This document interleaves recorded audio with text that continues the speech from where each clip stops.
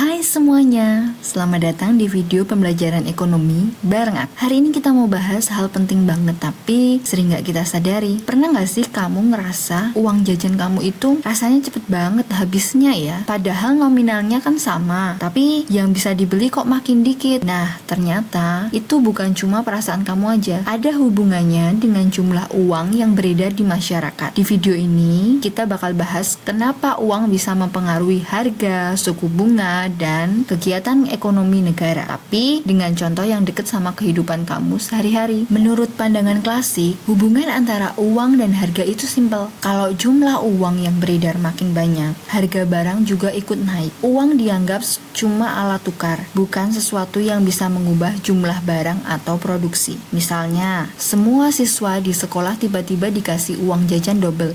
Awalnya seneng, tapi lama-lama penjual di kantin sadar, oh, uang anak-anak banyak nih.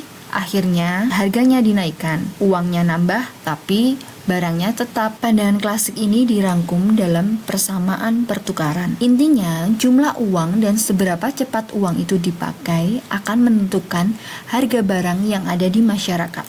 Sekarang orang gampang banget bayar apa-apa, tinggal scan QRIS, uang jadi muter dengan cepat. Kalau barangnya nggak nambah, ya harga pelan-pelan naik karena uangnya kebanyakan yang ngejar barang. Teori kuantitas uang menjelaskan bahwa jumlah uang adalah faktor utama yang menentukan harga. Tapi teori ini punya beberapa asumsi penting. Yang pertama, laju peredaran uang. Uang dianggap selalu berputar dengan kecepatan yang relatif tetap. Contohnya, uang jajan biasanya nggak kamu simpan dalam waktu yang lama.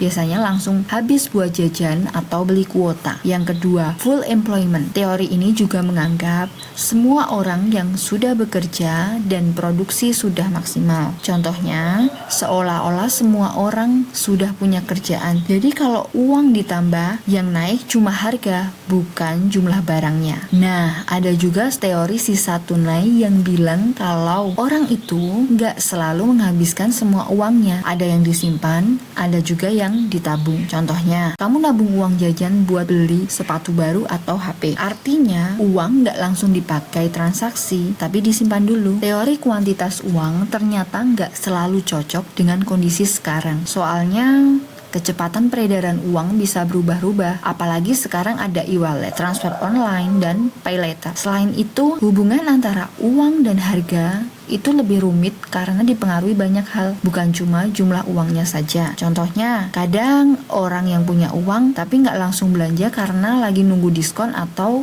kondisi ekonomi lagi nggak pasti. Menurut Keynes, orang memegang uang itu punya tujuan, dan ini lebih realistis dengan kehidupan sehari-hari.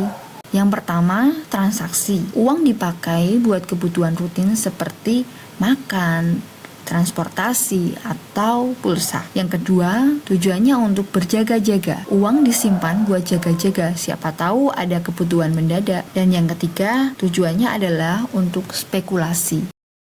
Uang disimpan sambil nunggu momen yang tepat, misalnya nunggu harga turun atau peluang investasi. Contohnya ketika kamu tahan beli barang karena nunggu promo besar di tanggal cantik. Jadi, uang itu bukan cuma alat bayar, tapi juga punya pengaruh besar dalam ekonomi. Cara orang menggunakan, menyimpan, dan memutar uang bisa mempengaruhi harga dan kondisi ekonomi negara. Mulai sekarang, setiap kali kamu pegang uang, ingat ya, keputusan kecil kamu juga bisa jadi bagian dari sistem ekonomi yang besar. Semoga video ini bisa bantu kamu lebih paham lagi tentang penawaran uang dan kegiatan ekonomi negara. Sampai jumpa di video selanjutnya.